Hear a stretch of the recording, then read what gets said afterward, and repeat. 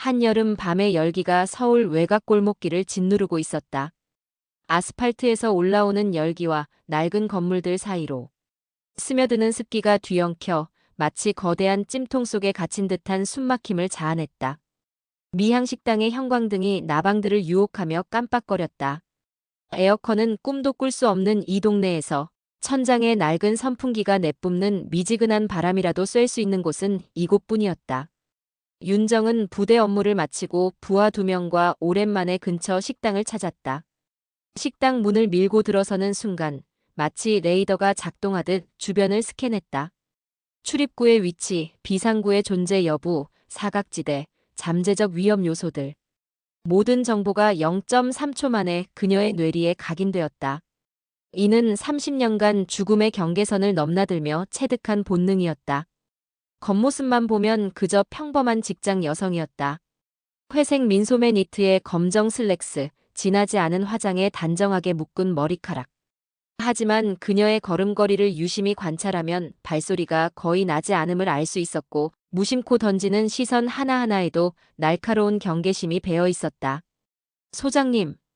뒤따라 들어온 김하사와 이하사가 습관적으로 인사했다. 윤정의 어깨가 미세하게 경직되었다.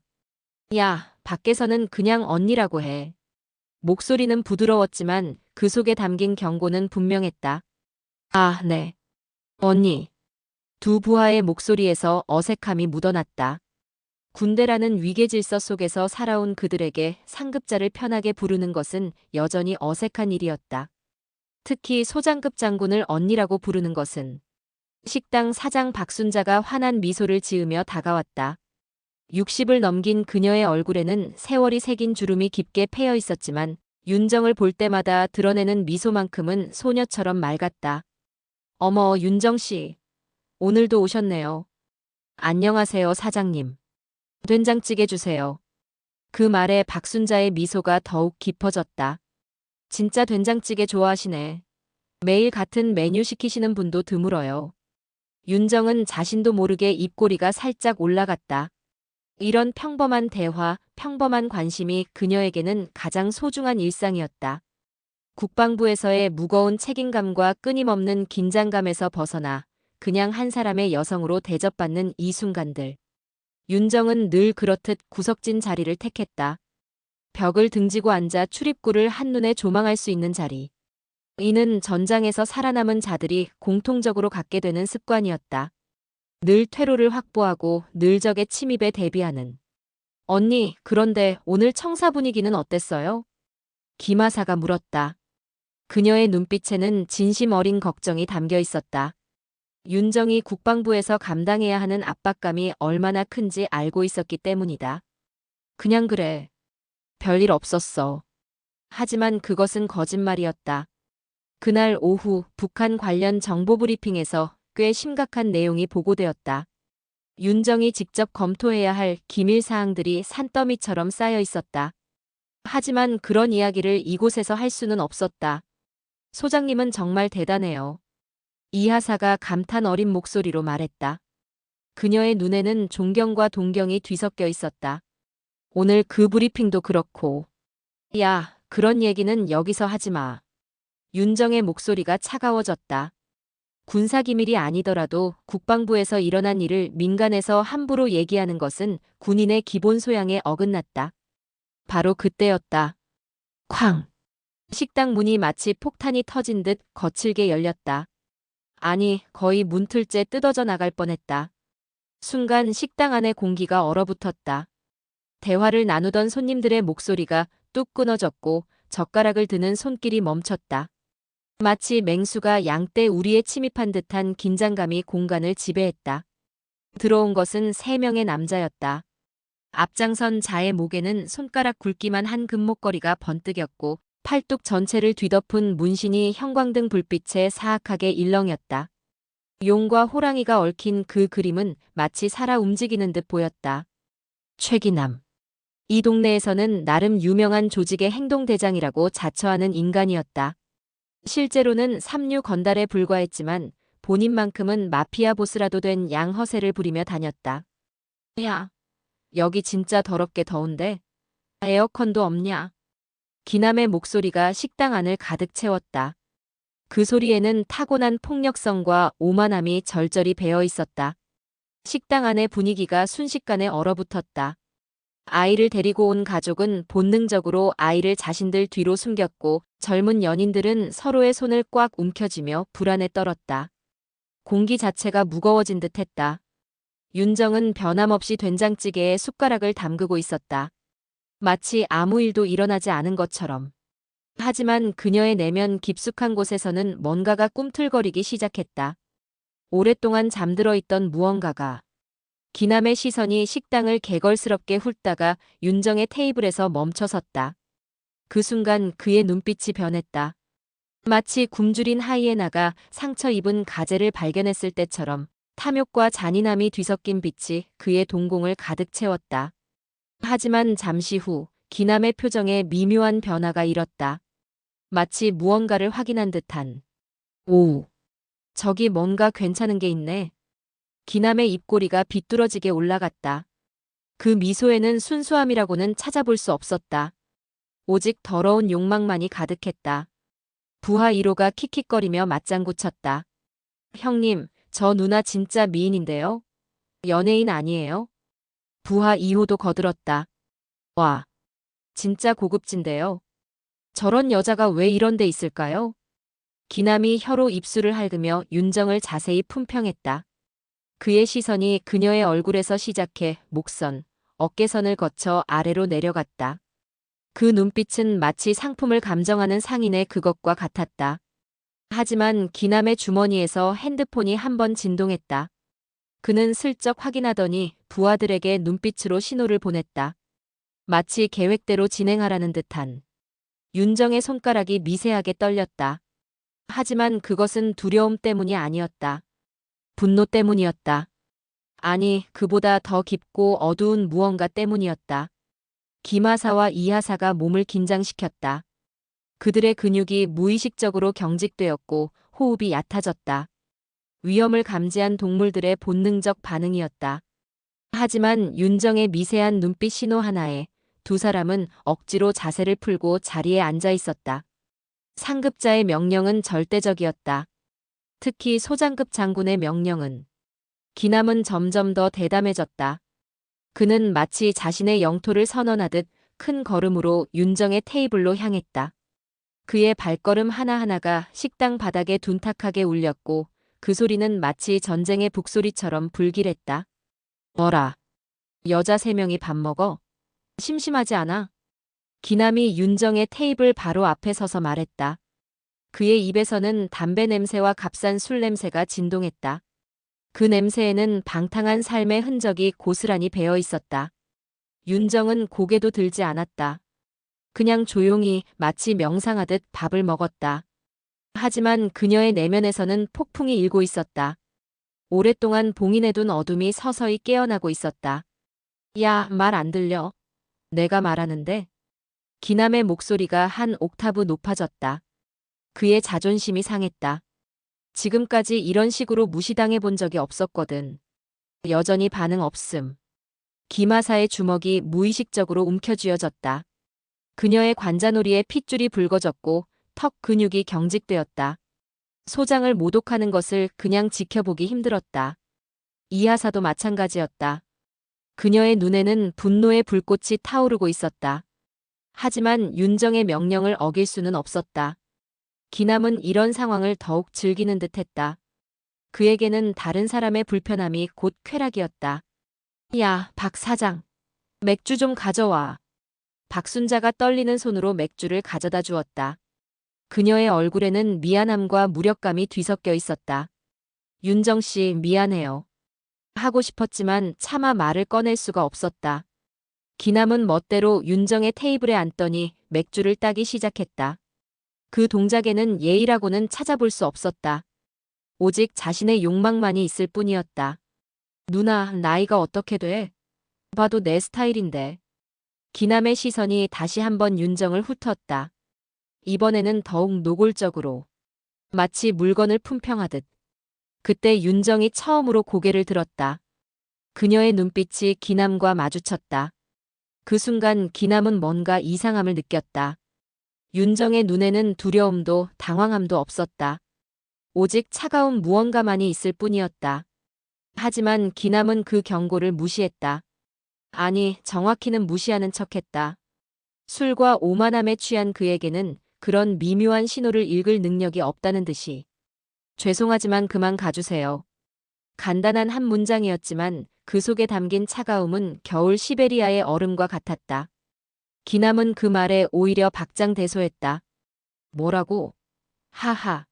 이 누나 캐릭터 좀 봐. 그는 부하들을 쳐다보며 소리쳤다. 야들아, 이런 여자가 제일 재미있어. 부하 1호가 낄낄거렸다. 형님 말이 맞아요. 저런 애들이 나중에 가장 순해져요. 부하 2호도 거들었다. 처음엔 다 그래요. 나중엔 알아서 따라와요. 기남이 맥주를 벌컥벌컥 들이키더니 윤정에게 더 가까이 다가갔다. 이제 그의 얼굴과 윤정의 얼굴 사이의 거리는 불과 몇십 센티미터밖에 되지 않았다. 누나, 이거 마셔. 내가 특별히 따라주는 건데. 맥주잔을 윤정 앞에 밀어놨다. 그 잔에는 그의 더러운 침이 묻어 있었다. 윤정은 그 잔을 쳐다보지도 않았다. 하지만 그녀의 내면에서는 뭔가가 꿈틀거리기 시작했다. 오랫동안 잠들어 있던 맹수가 서서히 깨어나고 있었다. 기남의 자존심이 더욱 상했다. 그는 좀 더 직접적으로 나가기로 했다. 누나, 어디 살아? 이 근처지. 집에 혼자 있어? 그의 질문에는 음흉함이 가득했다. 더 이상 호기심이 아니라 확실한 의도가 담겨 있었다. 여전히 아무 반응 없자. 야, 무시하지 마. 나 최기남이야. 이 동네에서 내 이름 모르는 사람 없어. 그는 자신의 문신을 자랑스럽게 보여주었다. 용과 호랑이가 얽힌 그 그림이 형광등 불빛에 번뜩였다. 이거 봐. 이게 뭔지 알아? 이건 말이야. 그때 윤정이 다시 입을 열었다. 이제 그만 가주세요. 그 목소리에는 지금까지와는 다른 무언가가 담겨 있었다. 마치 지하 깊은 곳에서 올라오는 차가운 바람 같은. 기남의 얼굴이 순간 일그러졌다. 분노와 수치심이 뒤섞인 감정이 그의 얼굴을 붉게 물들였다. 야, 뭔데 이렇게 건방져? 내가 누군지 알면 그렇게 못 나와. 그는 주먹을 테이블에 탁 내리쳤다. 그릇들이 덜컹거리며 위험하게 흔들렸다. 기남은 혼자 술을 마신 뒤 빈잔을 그녀 앞에 놓고는 다시 병을 들었다. 맥주병을 기울이며 말했다. 이거 마시면 오늘 밤 운수대통이라고. 윤정은 조용히 젖은 머리카락을 넘겼고 그 순간 기남은 쾌락 섞인 표정으로 말했다. 하룻밤 같이 하면 인생이 좀 나아질 수도 있겠다고. 하사관 중 한 명이 젓가락을 내려놓았고 다른 이는 눈치를 보며 자리에서 움직이려 했다. 윤정은 천천히 고개를 돌려 그들을 바라보았다. 말 한마디 없었지만 그 눈빛엔 명령이 담겨 있었다. 움직이지 마라, 그 말이었다. 기남은 그런 윤정을 향해 병째로 맥주를 들더니 갑자기 그녀의 머리 위에 그대로 들이부었다. 맥주는 윤정의 머리를 타고 흘러내렸고 셔츠를 적시며 바닥에 떨어졌다. 식당 안은 정적에 휩싸였다. 아이를 데리고 있던 가족은 허둥지둥 일어났고 연인들은 놀란 눈으로 서로를 바라보다 조용히 자리를 떴다. 사장은 입을 벌린 채 아무 말도 하지 못했다. 하사관 둘은 손을 꽉 쥔 채 자리에서 꿈쩍도 못했다. 윤정은 고개를 들어 기남을 바라보았다. 그녀는 말없이 자리에서 일어나 천천히 식당 출입문을 향해 걸어갔다. 몸에 맥주가 흥건했지만 걸음걸이는 흐트러짐 없이 단단했다. 기남은 비웃음을 지으며 그 뒤를 따라 나섰고 부하들도 희죽이며 식당을 빠져나갔다. 기남의 눈이 번뜩였다. 기회였다. 야들아, 기회다. 식당 뒤편 골목은 마치 다른 세계 같았다.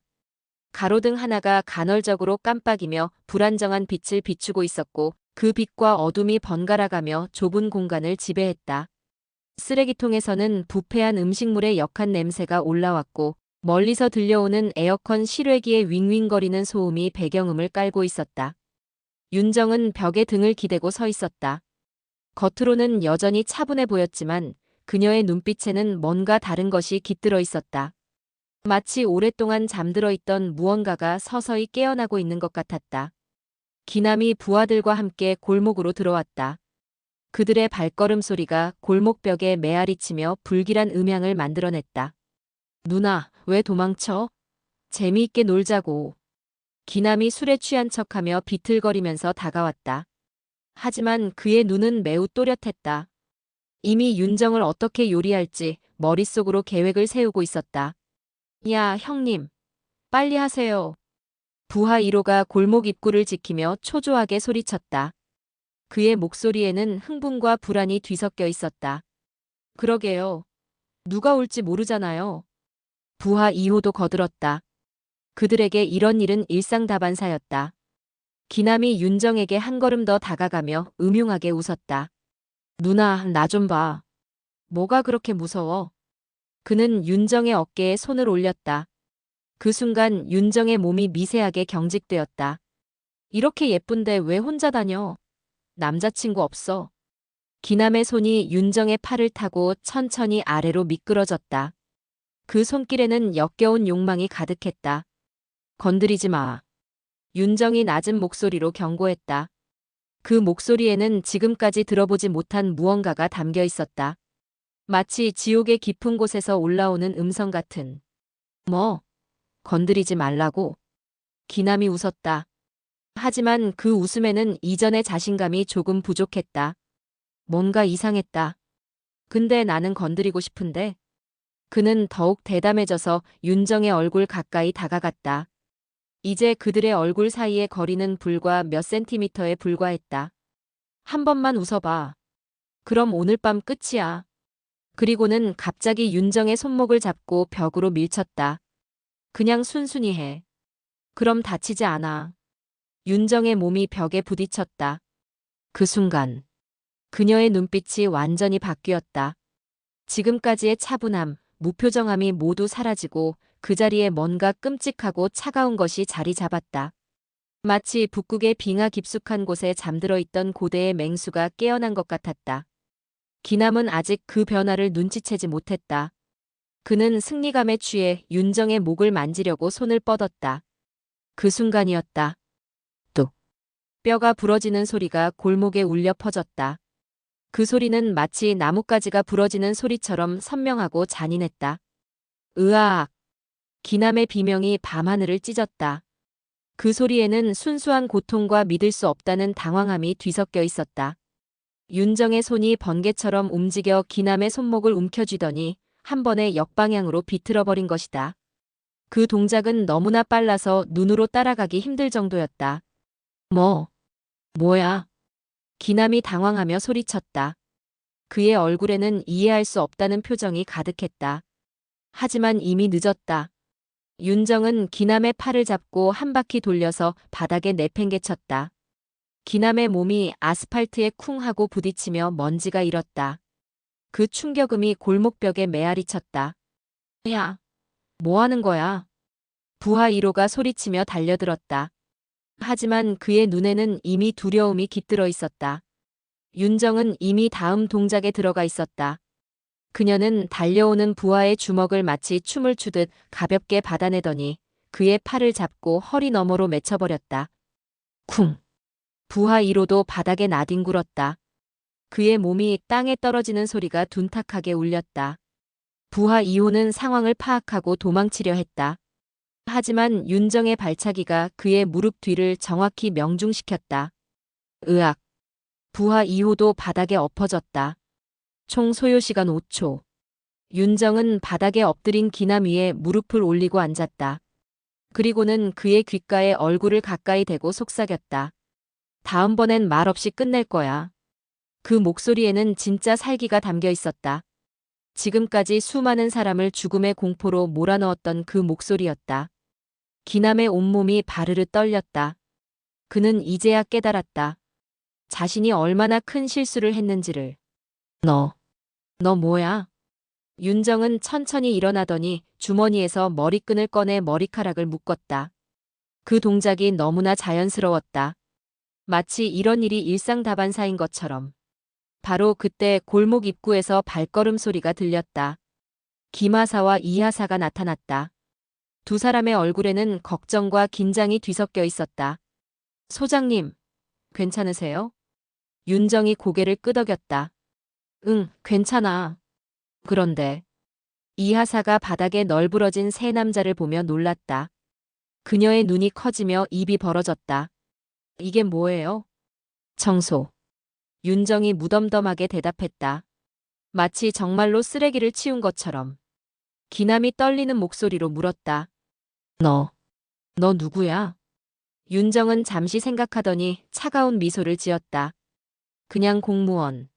공무원이 어떻게? 특수공무원이야. 김하사가 자랑스러운 표정으로 말했다. 소장님은 육군 소장이세요. 소장. 기남의 눈이 찢어질 듯 커졌다. 그의 얼굴에는 믿을 수 없다는 표정이 가득했다. 아니, 잠깐만. 소장이면. 그래. 윤정이 차갑게 확인해줬다. 그녀의 목소리에는 이제 더 이상 숨길 것이 없다는 듯한 여유가 배어 있었다. 나는 대한민국 육군 소장 윤정이다. 그리고 너 같은 쓰레기들 처리하는 게 내 전문 분야 중 하나야. 기남은 이제야 자신이 얼마나 큰 실수를 했는지 깨달았다. 그의 얼굴이 새파랗게 질렸다. 소장이면 이성 장군 아니에요? 맞아. 국방부 여성정책실장이야. 부하들도 겁에 질려 벌벌 떨고 있었다. 그들의 다리가 후들거렸다. 우리 어떻게 돼요? 윤정은 기남을 내려다보며 말했다. 그건 너희 행동에 달려 있어. 그녀는 기남의 셔츠 깃을 잡고 벽에 세웠다. 기남의 몸이 벽에 쿵 부딪혔다. 들어봐. 나는 원래 이런 일 안 좋아해. 하지만 너희 같은 놈들이 사회를 더럽히는 건 더 싫어해. 기남이 고개를 끄덕였다. 그의 목소리는 이미 떨리고 있었다. 오늘 일은 여기서 끝이야. 하지만 다음에 또 이런 짓 하다가 걸리면. 윤정이 미소를 지었다. 하지만 그 미소는 전혀 따뜻하지 않았다. 오히려 더욱 섬뜩했다. 그때는 정말로 끝이야. 물리적으로. 뭔 뜻이에요? 내가 군대에서만 일하는 줄 알아? 윤정이 웃었다. 나는 국정원, 경찰청, 검찰청. 모든 기관과 협력하거든. 특히 이런 일에 관해서는. 기남의 얼굴이 더욱 새파랗게 질렸다. 그리고 너희 조직? 이미 다 파악했어. 윤정이 핸드폰을 꺼내 보여줬다. 여기 너희 조직원 명단, 거래처, 자금 출처. 다 있어. 어떻게? 내가 누군 줄 알아? 특수부대 출신의 정보전 전문가야. 너희 같은 삼류 조직 파악하는 건 식은 죽 먹기지. 김하사가 거들었다. 소장님은 특전사 출신이세요. 특전사. 기남과 부하들이 동시에 소리쳤다. 707특임대에서 15년 복무했거든. 윤정이 담담하게 말했다. 대테러 작전, 인질 구출. 그런 일들이 내 전문이야. 거기서 배운 게 많아. 사람 조용히 처리하는 방법도. 기남은 이제 완전히 겁에 질렸다. 저희는 앞으로 절대. 됐고. 윤정이 말을 자르더니 부하들에게도 말했다. 너희도 마찬가지야. 앞으로 이런 식으로 일반인들 괴롭히는 일 없기를 바라. 그리고는 정말 마지막 경고라는 듯이 말했다. 다음에 또 문제 생기면 그때는 법적으로 처리할 거야. 성폭행 미수, 폭행, 협박. 죄목이 꽤 많네. 기남이 고개를 끄덕였다. 알겠습니다. 정말 죄송합니다. 2주일 후 어둠이 내린 도심 한복판. 최기남은 팔에 깁스를 한 채 누군가를 만나기 위해 고급 호텔 로비에 앉아 있었다. 그의 표정에는 두려움과 분노가 뒤섞여 있었다. 곧 엘리베이터에서 한 남자가 내려왔다. 정장을 말끔히 차려입은 40대 중반의 남성으로 그의 눈빛에는 차가운 계산이 담겨 있었다. 형님. 죄송합니다. 기남이 고개를 숙였다. 조용히 해. 박민수. 겉으로는 건설회사 사장이지만 실제로는 서울 동북부 일대를 장악한 거대 조직의 실세였다. 기남 따위는 그의 말단 조직원에 불과했다. 이런 식으로 망신을 당하다니. 박민수가 차가운 목소리로 말했다. 그것도 여자 한 명에게. 형님, 그 여자가 보통이 아니에요. 육군 소장이라고. 나도 다 들었어. 박민수가 기남의 말을 자르며 차가운 미소를 지었다. 그런데 기남아, 너는 이게 우연이라고 생각하나? 네. 우리가 뭘 하는 사람들인지 알지? 정보가 생명인 조직에서 말이야. 박민수가 핸드폰을 꺼내 뭔가를 보여줬다. 화면에는 윤정의 사진과 함께 상세한 프로필이 떠 있었다. 윤정, 육군소장, 국방부 여성정책실장, 특전사 707특임대 출신. 기남의 눈이 커졌다. 그런데 더 중요한 건 박민수가 계속했다. 이 여자가 지금 무슨 일을 하고 있는지야. 박민수가 화면을 넘겼다. 그곳에는 기밀이라고 표시된 문서들이 있었다. 국방부와 경찰청이 합동으로 진행하는 조직폭력배 소탕 작전. 그 책임자가 바로 이 여자야. 기남의 얼굴이 새파랗게 질렸다. 우리 조직이 타겟 1순위고. 박민수의 목소리가 더욱 차가워졌다. 그런데 그 작전 책임자가 우연히 내가 자주 가는 식당에 나타났다고? 그럼 설마 미끼였어. 박민수가 단호하게 말했다. 너를 이용해서 우리 조직의 수준을 파악하려는. 기남은 이제야 모든 것을 깨달았다. 자신이 완전히 이용당했다는 것을. 형님. 그럼 어떻게 하죠? 박민수가 잠시 생각에 잠겼다가 입을 열었다. 이미 늦었어. 우리 정보가 다 넘어갔을 거야. 하지만요. 복수는 할 수 있지. 박민수의 눈에 위험한 빛이 번뜩였다. 우리가 만만한 상대가 아니라는 걸 보여줘야지. 3일 후 미향식당. 윤정은 평소와 다름없이 김하사, 이하사와 함께 저녁 식사를 하고 있었다. 하지만 그녀의 표정에는 미묘한 긴장감이 흐르고 있었다. 언니 괜찮으세요? 표정이 좀. 김하사가 걱정스럽게 물었다. 응, 괜찮아. 그냥 좀 피곤할 뿐이야. 하지만 사실 윤정은 지난 며칠간 계속 누군가의 감시를 받고 있다는 느낌을 받고 있었다. 30년간 쌓인 경험이 경고하고 있었다. 그때 윤정의 핸드폰이 울렸다. 국정원에서 온 전화였다. 잠깐만. 윤정이 자리에서 일어나 화장실로 향했다. 네, 윤정입니다. 소장님, 긴급 상황입니다. 전화 너머로 긴장된 목소리가 들려왔다. 박민수 조직에서 움직임이 포착됐습니다. 박민수? 네. 최기남의 배후에 있는 실제 보스입니다. 소장님을 타겟으로 뭔가 계획하고 있는 것 같습니다. 윤정의 표정이 굳어졌다.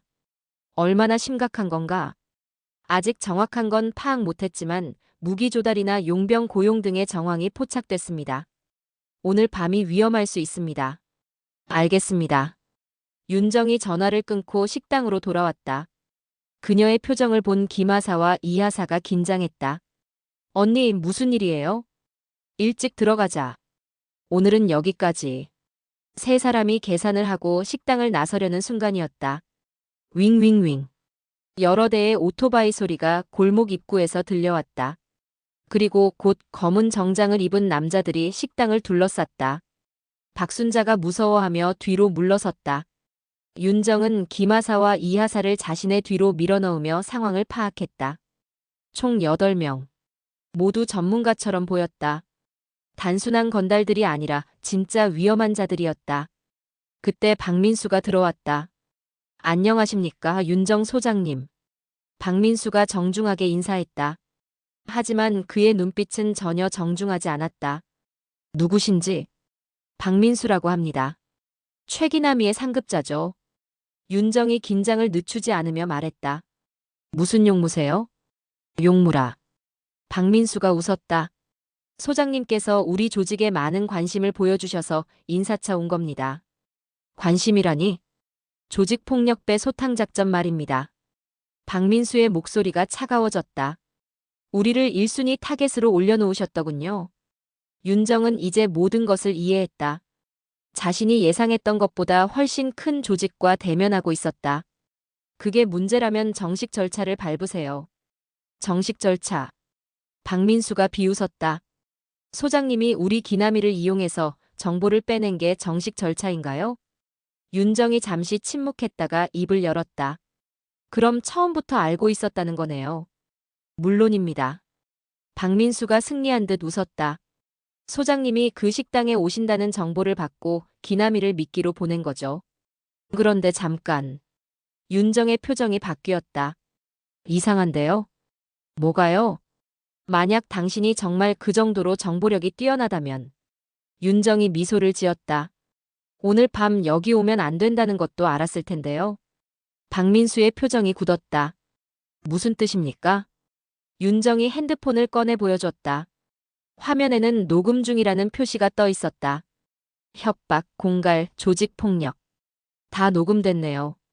그리고 윤정이 창밖을 가리켰다. 어느새 골목 양쪽 끝에서 플래시가 번쩍이고 있었다. 경찰 특공대가 이미 포위를 완료했습니다. 박민수와 그의 부하들이 당황하며 사방을 둘러봤다. 언제부터? 처음부터요. 윤정이 차가운 미소를 지었다. 당신은 저를 미끼로 이용한다고 생각했지만 사실은 제가 당신들을 미끼로 이용한 겁니다. 그게 무슨? 국정원과 경찰청이 합동으로 박민수 조직을 일망타진하기 위한 작전이었어요. 윤정이 설명했다. 최기남을 통해 당신들이 저에게 접근하도록 유도한 거죠. 박민수의 얼굴이 새파랗게 변했다. 그럼 처음부터. 네. 제가 이 식당에 오는 것도 기남이가 저를 괴롭히는 것도 모든 게 계획된 일이었습니다. 그때 경찰 특공대가 식당으로 진입했다. 박민수. 수배 중인 조직폭력 혐의로 긴급 체포한다. 박민수가 마지막으로 윤정을 바라보며 말했다. 당신. 진짜 무서운 여자군요. 그냥 일을 제대로 하는 군인일 뿐입니다. 체포 작전이 끝난 후 윤정은 홀로 식당에 남아 있었다. 김하사와 이하사는 이미 상황 정리를 위해 먼저 돌아갔다. 박순자가 떨리는 목소리로 다가왔다. 윤정 씨. 이게 다 뭔 일이에요? 죄송해요, 사장님. 식당을 이런 일에 휘말리게 해서. 그런데 박순자가 조심스럽게 물었다. 정말로 다 계획된 일이었나요? 윤정이 잠시 침묵했다가 대답했다. 반은 맞고 반은 틀려요. 무슨 뜻이에요? 박민수 조직을 잡는 건 계획된 일이었어요.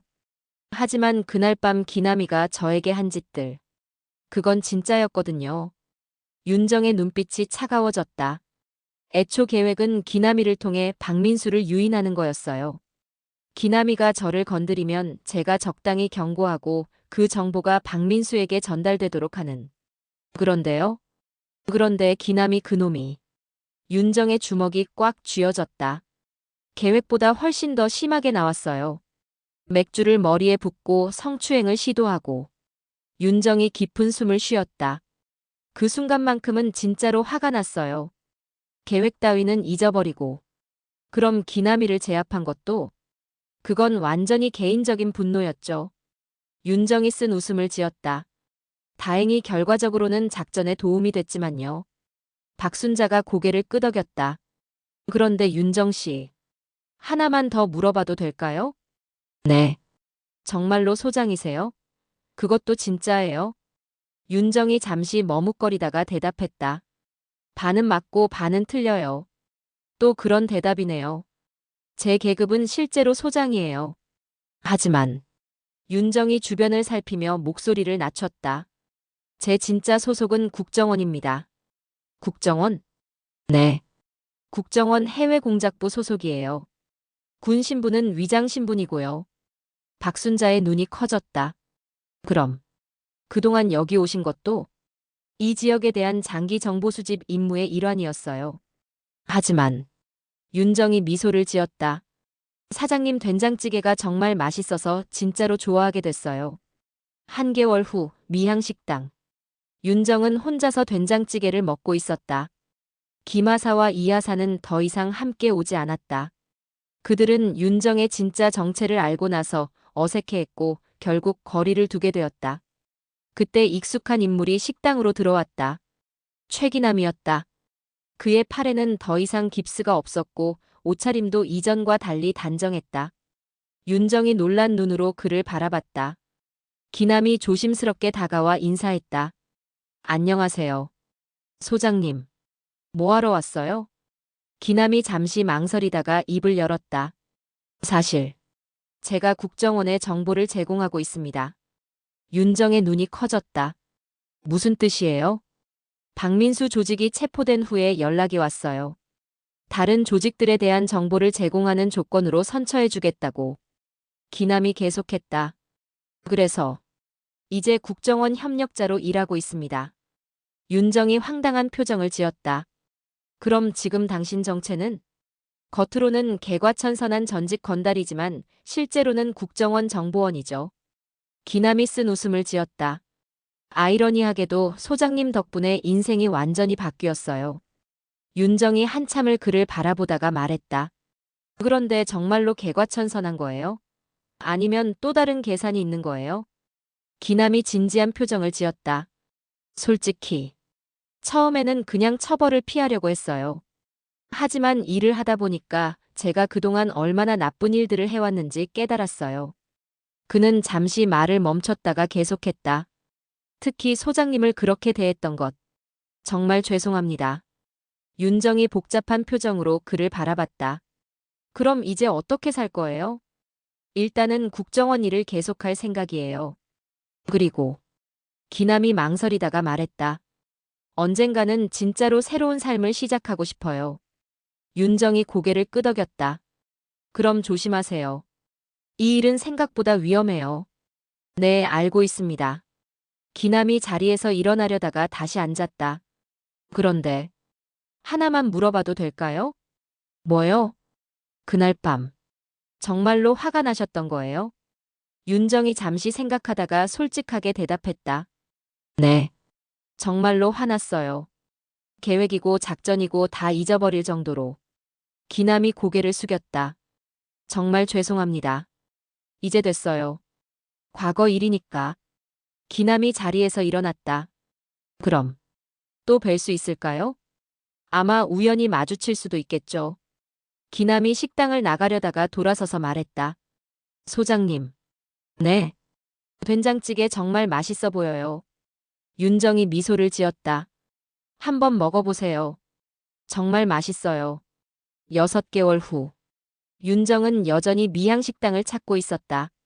하지만 이제는 혼자가 아니었다. 새로 부임한 부하 장교들과 함께 오기도 하고 가끔은 국정원 동료들과 함께 오기도 했다. 박순자는 이제 윤정의 정체를 알고 있었지만 여전히 따뜻하게 대해주었다. 그날도 윤정은 된장찌개를 먹으면서 창밖을 바라보고 있었다. 세상은 여전히 복잡했다. 선과 악이 뒤섞이고 진실과 거짓이 엮여 있었다. 하지만 그래도 조금씩은 나아지고 있었다. 박민수 같은 악질 조직이 사라지고 기남 같은 사람들이 새로운 길을 찾아가고 있었다. 그리고 윤정은 여전히 그 변화의 중심에서 자신의 역할을 해나가고 있었다. 핸드폰이 울렸다. 새로운 임무에 대한 연락이었다. 윤정이 된장찌개를 마저 먹고 자리에서 일어났다. 사장님 계산이요. 또 어디 가세요? 일 때문에요. 하지만 곧 다시 올게요. 조심하세요, 윤정 씨. 네, 고마워요. 윤정이 식당을 나서며 하늘을 올려다봤다. 별들이 반짝이고 있었다. 새로운 임무가 기다리고 있었다. 새로운 도전이 기다리고 있었다. 하지만 그것이 두렵지 않았다. 왜냐하면 그녀에게는 지켜야 할 일상이 있었고 돌아올 곳이 있었기 때문이다. 그리고 무엇보다도 맛있는 된장찌개가 기다리고 있었기 때문이다. 윤정은 미소를 지으며 어둠 속으로 사라져갔다. 하지만 그녀의 이야기는 여전히 계속되고 있었다. 어딘가에서 누군가를 위해 세상을 조금씩 더 나은 곳으로 만들어가면서. 그리고 기남은 그도 자신만의 길을 걸어가고 있었다. 과거의 죄를 속죄하며 새로운 미래를 향해. 이들의 만남은 우연이었지만 그 결과는 우연이 아니었다. 그것은 선택이었고 변화였고 성장이었다. 세상은 그렇게 조금씩 변해간다.